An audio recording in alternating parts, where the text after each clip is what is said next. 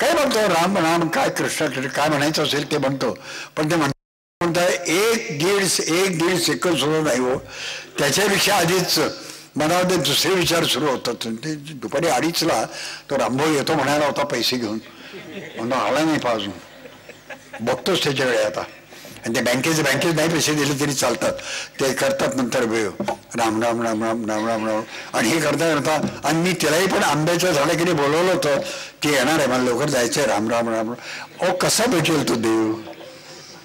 या असल्या सगळ्या उपद्व्यापामध्ये तो राम भेटणार नाही, तो कृष्ण भेटणार नाही, तो देव भेटणार नाही, तो अल्ला भेटणार नाही. तो जर भेटायचा असेल तर पहिली प्राथमिक गोष्ट सुरुवात एकाग्रता पाहिजे. मग स्वतःचं आचरण जीवन हे तो त्या पुढचा भाग आला. आणि मग त्याच्यानंतर मग या ग्रंथाचं वाचन आणि मग त्या ग्रंथाचं अनुकरण किंवा त्याचं प्रत्यक्ष कृतीमध्ये त्याचं आपण जे काही अंतर्भाव करणार आहोत तो अंतर्भाव सोपं नाही आहे, अवघड आहे. तेच अवघड आहे, फक्त बाकी समजायला सोपं आहे, ग्रंथ समजायला सोपं आहे. म्हणून त्यांनी दिलेला आपल्या जीवनातला एक एक भाग, षड्रिपू हे तर अभिप्रेत आलेले आहेत. राग द्वेष मद मत्सर, आपण व्याख्यान खूप मोठी मोठी देतो, रागवू नका म्हणून सांगतो. राग येऊच न द्यावा, आला तरी नवटोनी काढावा, आला तरी दिसून द्यावा जना माझी. हे बोलायला सगळं ठीक आहे, या टाळ्या मला द्यायचं, हे हे तत्वज्ञान ज्याने आचरलं त्या महापुरुषाला ते समर्थन आहेत. परंतु हे आपल्यामध्ये येण्याकरता आपल्याला जरा कष्ट करावे लागतील. आणि मी आज राजूजीला अगदी मोकळेपणाने सांगतो, खरं सांगतो, प्रामाणिकपणे सांगतो, औपचारिक बोलायची मला आवश्यकता नाही, कारण मला काही इथं निवडणुकीला उभं राहायचं नाही, खोटं बोलायची तर मुळीच आवश्यकता नाही, आणि माझ्याविषयी पैसा नाही, त्यामुळे मी आमदार खासदार व्हायला पूर्णपणे नालायक आहे. पण मी खरं सांगतो की या ग्रंथाचा आजपर्यंत मी जेव्हा वाचलं पहिल्यांदा हातात घेतलं आणि पहिलं मला माहित होतं ते मलाच अर्पण केलंय. म्हणजे जणू काही राजू साहेबांनी मला असं सांगितलंय, हे पोरा 88 वर्षाच्या पोरा हे तुझ्याच करता लिहिलंय, बघ तुलाच अर्पण केलंय. हाच त्याचा मी अर्थ घेतोय. पण हे मनन चिंतन आपण करूया. मी आजपासून या ग्रंथाचा इतर ग्रंथ वाचतो आणि मोकळेपणे सांगतो, काही त्यात अहंकार वगैरे नाही, घमंड पण नाही. की तुकाराम महाराजांचे अभंग मी रोज वाचतो, कमीत कमी 2 तरी अभंग मी रोज त्याचा अर्थ लावून मी वाचतो. तसंच मी याही ग्रंथाचं आता मनन चिंतन करेन. पण आता जेव्हा ते माझ्या घरी येतील ना, तर त्यावेळी मी आतापर्यंत त्यांना असा नमस्कार करत होतो. आता मात्र मी म्हणणार आहे, गुरु ब्रह्मा गुरुर् विष्णू गुरुर्देवो महेश्वरा, तुम्ही आमचे गुरु आहात. आता यातलं आम्हाला काय ते सांगा. इतकी महती निश्चित त्याची आपण वाचा, म्हणजे मग आपल्या लक्षात येईल की आज बाबासाहेब पुरंदरे हे अतिशयोक्तीने बोलले नाहीत, जे बोलले ते खरं बोलले. पण राजूजींचा, पंडित राजूजींचा जो आणखीन एक परिचय आहे तो आपल्याला झालाय का? मला वाटतं नक्कीच झालेला असावा, कारण हा कार्यक्रम 2 दिवस चालू आहे, तर नक्कीच झालेला आहे. एक मी माझ्या व्याख्यानामध्ये आत्ता सुरुवातीला बोलताना उल्लेख केला की एक अतिशय प्रतिभा संपन्न, प्रतिभा आणि बुद्धी यात थोडंसं जवळचं नातं आहे, पण थोडंसं अंतर आहे, थोडे वेगळे आहेत ते. ज्याच्याविषयी प्रतिभा असते त्याला बुद्धी असतेच असं नाही, आणि ज्याच्याविषयी बुद्धी असते त्याला प्रतिभा असतेच असं नाही. मला कित्येक माणसं अशी भेटली की अत्यंत बुद्धिमान आहेत पण प्रतिभा अजिबात नाही. नावं सांगायची झाली तरी सांगता येतील, पण आत्ता यावेळेला ते सांगणे संयुक्तिक होणार नाही. वैयक्तिक चर्चेमध्ये बोललं तर ठीक आहे. मला असे लोक माहिती आहेत की जे उत्तम दर्जाचे बुद्धिवान आहेत पण प्रतिभा नाही, जे प्रतिभावंत आहेत पण त्यांना बुद्धी नाही. प्रतिभा आणि बुद्धी हा दोन्ही एकत्र असलेला असा हा माणूस आहे. त्या दोन्ही गोष्टींचा संगम जे झालेला आहे.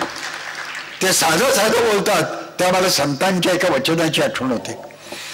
संतांचं वचन असं आहे, तुकाराम महाराजांनी म्हटलंय, सहज बोलणे हाची उपदेश.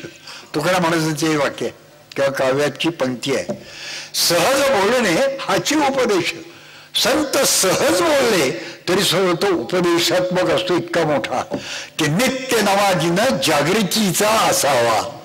रोज सूर्य उगवतो तेव्हा तो नवा दिवस असतो, तो आपल्या जागृतीचा असावा.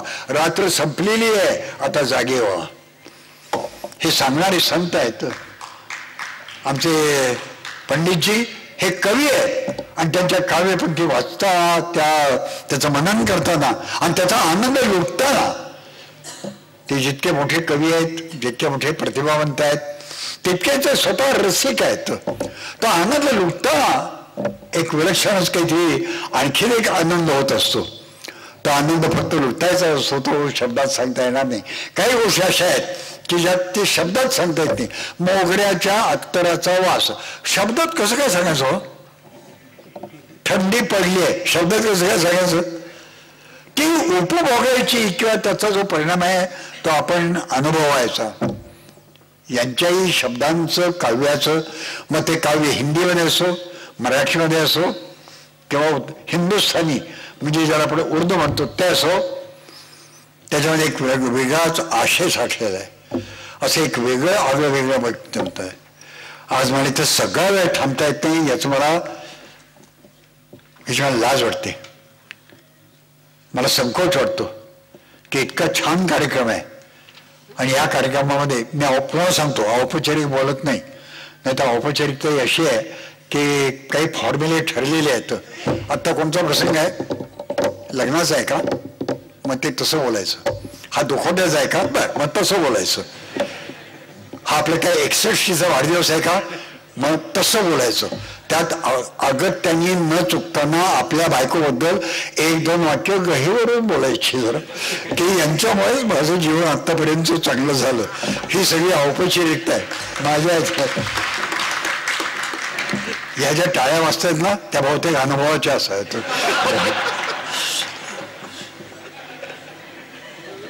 पण ती औपचारिकता माझ्यामध्ये खरोखर अजिबात नाही. म्हणून अहंकाराचा दोषही माझ्या वाट्याला येऊ नये. अहंकारही पण नाही.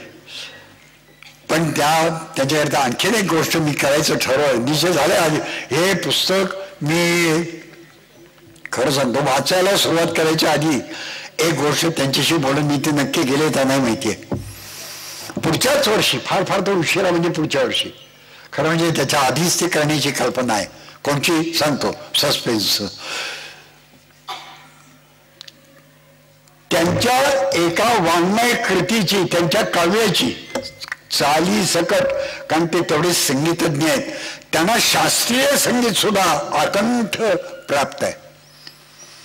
तर त्या सकट एक उत्कृष्ट दर्जाचा नाट्यप्रयोग इंग्लिशमध्ये, मराठीमध्ये ते करणारच, हिंदीमध्ये तो अर्थात होईल, त्यात काही अवघडही नाही, पण इंग्लिशमध्ये आम्ही अमेरिकेत करणार आहोत आणि तुम्ही करणार आहात.